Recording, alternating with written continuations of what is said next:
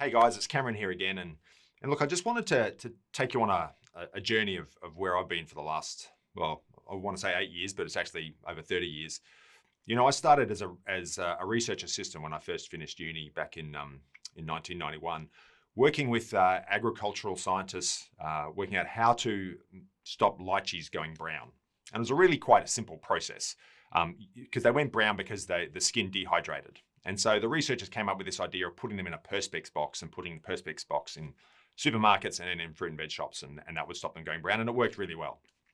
The problem is that no one really wanted to do it. No one wanted to use it, and that was frustrating for the researchers, and it was my job to try and get that happening. And I built the boxes and showed them to people, but no one wanted them because people like to be able to touch lychees.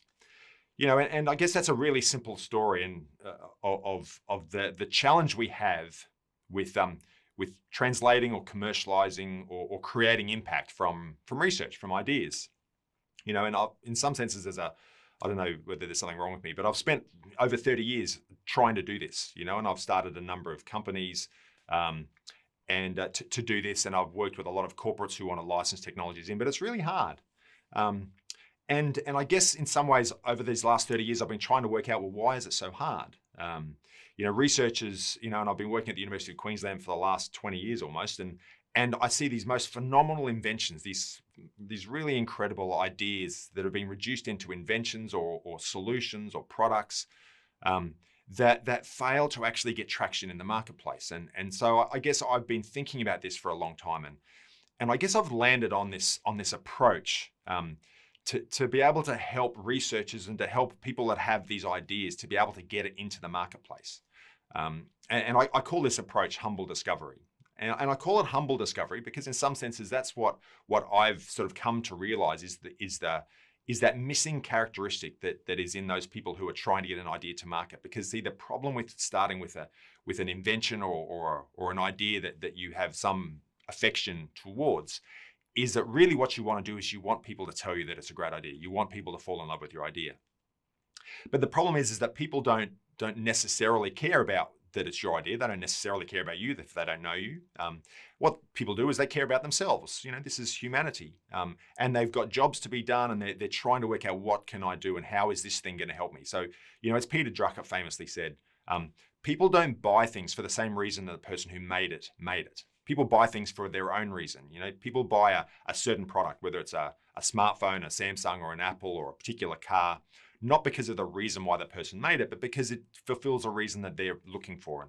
And so in some senses, the reason why I've called it humble discovery is because ultimately you need to understand what those reasons are from the stakeholders, the users, the beneficiaries, even the investors, the regulators, the government authorities who control the market, who control the environment. Ultimately, if you want to have an impact in the world from your ideas, you've really got to understand what are the motivations, what are the driving forces that might cause someone to say yes, and what are those restraining forces that cause someone to say no. This is effectively behavioral science, and so humble discovery is really this mechanism I've sort of thought through and a series of steps to be able to develop empathy with the people who you're trying to have impact with.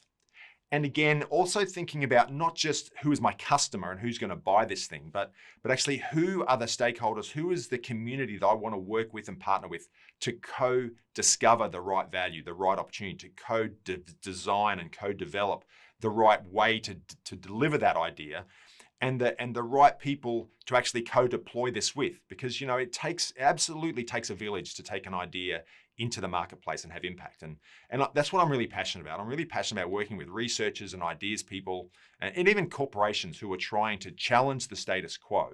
And I believe that humility is the superpower that can help someone really identify the right way to get this idea into the marketplace, the right way to solve this complex problem. And it's only through building empathy and understanding with the people who you're trying to help that you have a hope of designing something and creating something that will not only help them, but actually help lots of other people. And you and I know this just by looking at the news, that the world needs new and better solutions to some of our complex problems. We are in a world of a time of polycrisis where we've got environmental issues, economic issues, geopolitical issues, mental health issues, cost of living issues. And I see a lot of researchers that are creating some solutions to these things. And somehow we've got to find a way to unlock some of these ideas and actually put them into products and services that actually have an impact. And so I'm really passionate about this, and I look forward to working with some of you in the future as to how we actually do this at scale.